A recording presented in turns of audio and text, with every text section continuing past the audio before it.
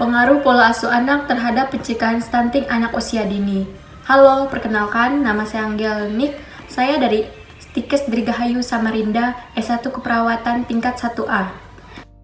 Sebelum masuk ke materi yang ingin saya bahas, saya akan menjelaskan dulu pokok pembahasan dari materi saya. Yang pertama adalah latar belakang, yang kedua apa itu stunting, faktor-faktor yang mempengaruhi stunting, asupan gizi yang baik, data analisis, serta kesimpulannya. Yang pertama kita memasuki latar belakang stunting. Anak adalah generasi penerus bangsa yang layak mendapatkan perhatian serta memiliki hak dalam mencapai perkembangan yang optimal. Sebagai calon generasi bangsa yang berkualitas, tumbuh kembang anak perlu mendapat perhatian yang serius. Tumbuh adalah bertambahnya ukuran fisik seperti berat, tinggi badan, sedangkan berkembang adalah bertambahnya kemampuan struktur dan fungsi tubuh menjadi lebih kompleks, seperti kemampuan bayi bertambah dari berguling menjadi duduk, berdiri, dan berjalan. Di dunia, permasalahan tumbuh kembang anak menjadi salah satu permasalahan global yang diambil dari data oleh WHO. Jadi, apa itu stunting? Stunting adalah masalah gizi kronis yang disebabkan oleh kurangnya asupan gizi dalam waktu yang cukup lama, sehingga mengakibatkan pertumbuhan pada anak, yakni tinggi badan anak lebih rendah atau pendek dari standar usianya. Selain faktor gizi, stunting disebabkan karena kurangnya pengetahuan masyarakat, terutama ibu-ibu yang memiliki anak, bayi, dan balita tentang stunting. Studi terkini menunjukkan anak yang mengalami stunting berkaitan dengan prestasi sekolah yang buruk, tingkat pendidikan yang rendah, dan pendapatan yang rendah saat dewasa. Anak yang mengalami stunting memiliki kemungkinan lebih besar tumbuh menjadi individu dewasa yang tidak sehat dan miskin. Faktor apa saja yang mempengaruhi stunting? Keadaan stunting menyebabkan buruknya kemampuan kognitif, rendahnya produktivitas, serta meningkatkan resiko penyakit yang mengakibatkan kerugian jangka panjang bagi ekonomi Indonesia khususnya. Untuk mencegah stunting, penting untuk memahami faktor-faktor apa saja yang mempengaruhinya. Berikut ini 3 poin penting faktor yang mempengaruhi stunting. Yang pertama ada pola asuh.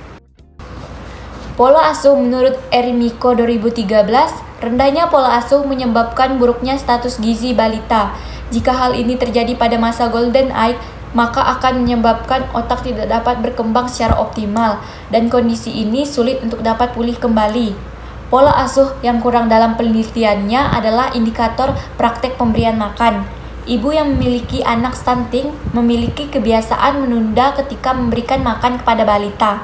Selain itu, ibu memberikan makanan kepada balita tanpa memperhatikan kebutuhan zat gizinya. Kondisi ini yang mampu menyebabkan asupan makan balita menjadi kurang baik dari segi kualitas maupun kuantitasnya, sehingga balita rawan mengalami stunting. Selanjutnya ada faktor ekonomi. Status ekonomi rendah dianggap memiliki pengaruh yang dominan terhadap kejadian kurus dan pendek pada anak. Orang tua dengan pendapatan keluarga yang memadai akan memiliki kemampuan untuk menyediakan semua kebutuhan primer dan sekunder anaknya. Keluarga dengan status ekonomi yang baik juga memiliki akses pelayanan kesehatan yang lebih baik dibandingkan dengan status ekonomi rendah. Poin terakhir yaitu tingkat pendidikan ibu. Pendidikan wanita sebagai pengasuh utama dari anak mempunyai pengaruh yang sangat potensial terhadap kualitas pengasuhan dan perawatan anak.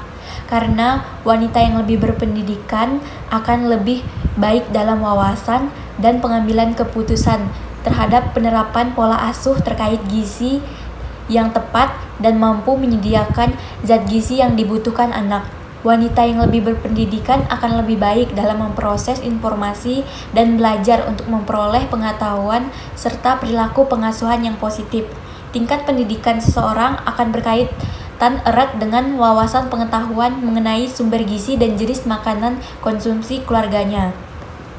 Setelah mengetahui faktor-faktor yang menyebabkan stunting, maka perlu adanya pendidikan gizi. Tujuan pendidikan gizi adalah proses pembelajaran tentang pentingnya gizi bagi kesehatan dan pertumbuhan balita. Pendidikan gizi dapat membantu orang tua dan masyarakat untuk memahami kebutuhan gizi anak, memilih makanan yang bergizi untuk anak, serta memasak makanan yang sehat. Adapun asupan gizi, pertumbuhan dan perkembangan anak sudah dimulai sejak 1000 hari pertama kehidupannya, yaitu sejak dalam masa kandungan. Gangguan yang terjadi pada 1000 hari pertama kehidupannya dapat memberikan dampak pada masa depan buah hati, salah satunya adalah stunting. Maka perlu untuk memenuhi kebutuhan nutrisi ibu hamil yang dipenuhi dengan mengkonsumsi makanan yang mengandung komponen makro dan mikro. Nutrisi makro adalah karbohidrat, protein, dan lemak, sementara nutrisi mikro adalah vitamin dan mineral.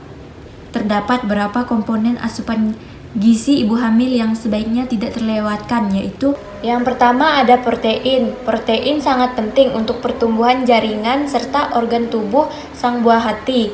Protein mengandung sumber dari hewani yang terdiri dari ayam, ikan, daging, lalu ada nabati. Nabati seperti kacang-kacangan dan beberapa jenis keju. Yang kedua ada kalsium. Kalsium berguna untuk pertumbuhan tulang bayi dan mengatur cairan dalam tubuh ibu.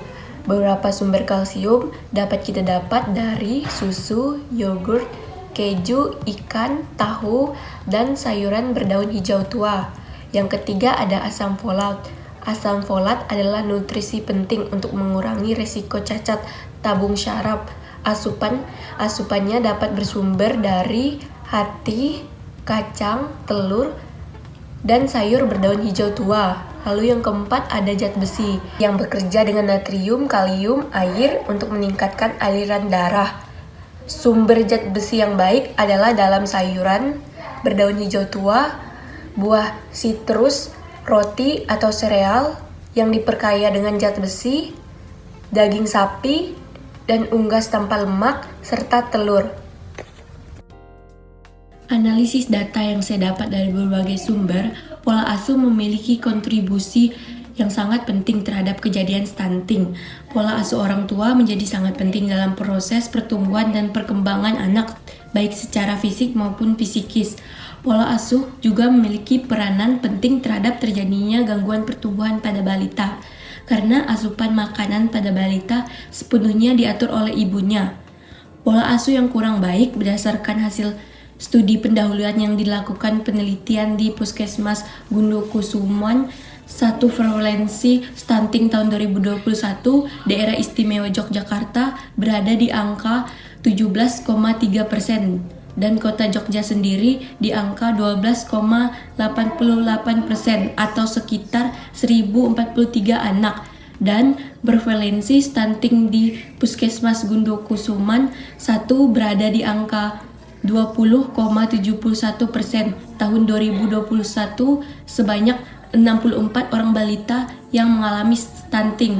Pola asuh orang tua dapat sangat bervariasi antara keluarga dan masyarakat, tergantung pada faktor sosial, ekonomi, dan budayanya. Lalu ada kesimpulan yang dapat saya tarik dari materi saya. Yang pertama yaitu pola asuh yang kurang memadai ketika berada di kandungan menjadi faktor utama terjadinya stunting. Lalu ada peran utama orang tua dalam pemberian gizi pada anak, serta kebiasaan yang sering dilakukan dalam kehidupan orang tua dalam masyarakat.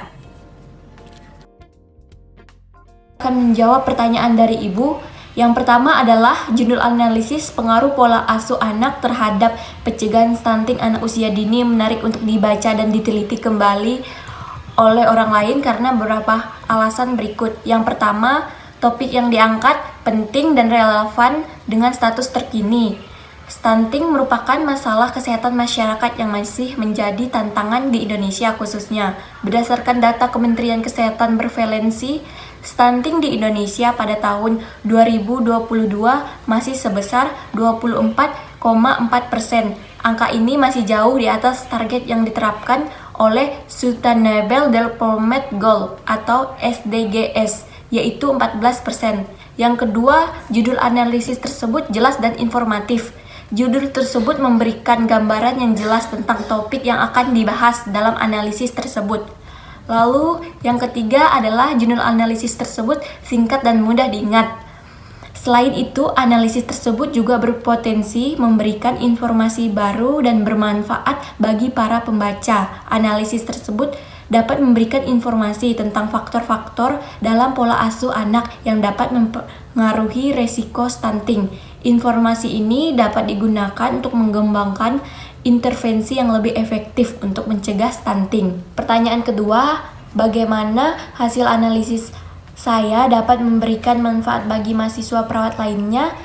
Berikut ada beberapa contoh bagaimana hasil analisis saya dapat diterapkan oleh mahasiswa perawat. Yang pertama yaitu mahasiswa perawat dapat menggunakan hasil analisis saya untuk mengembangkan materi edukasi tentang pola asuh anak untuk mencegah stunting.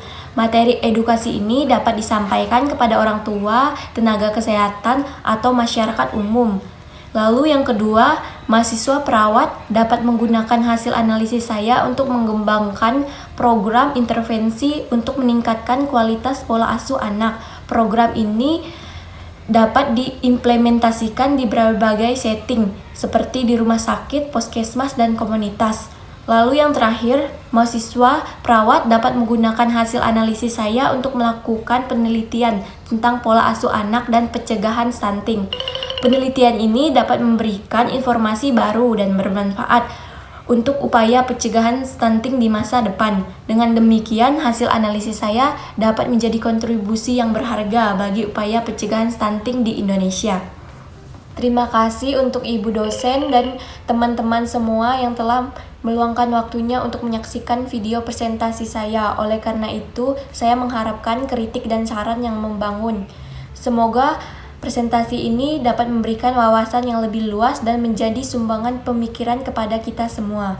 Sekian dari saya.